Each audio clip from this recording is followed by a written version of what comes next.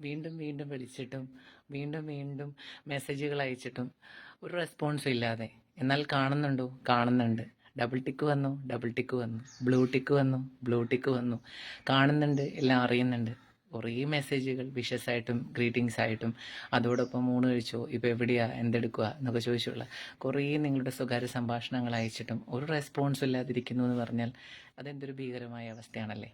അങ്ങേ തലയ്ക്ക് നിന്ന ആൾ അത്ര ബിസിയൊന്നും ആയിട്ടൊന്നുമല്ല. തിരിച്ചൊരു ഹായ് പറയാൻ വയ്യാത്തത്ര തിരക്കൊന്നും ഈ ലോകത്ത് ആർക്കും ഇല്ലടോ മാഷേ. അത് മനസ്സിലാക്കാനും അത് മനസ്സിലാക്കി മുന്നോട്ട് പോകാനും നമുക്കാണ് പറ്റാത്തത്.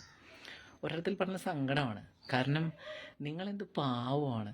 ഇത്രമേൽ അവഗണിക്കുകയാണെന്ന് അറിഞ്ഞിട്ടും ഓപ്പോസിറ്റ് നിൽക്കുന്ന വ്യക്തിയുടെ പ്രയോറിറ്റി ലിസ്റ്റിലോ അയാളുടെ ഒരു തരത്തിലുള്ള കൺസിഡറേഷൻ ഫാക്ടറും നിങ്ങൾക്ക് കിട്ടുന്നില്ല എന്നറിഞ്ഞിട്ടും അവിടെ തന്നെ തുടരാൻ നിങ്ങളെ പ്രേരിപ്പിക്കുന്ന ആ ഫാക്ടർ നിങ്ങളുടെ നിഷ്കളങ്കമായ സ്നേഹമാണ്, നിങ്ങളുടെ സിംപ്ലിസിറ്റിയാണ്.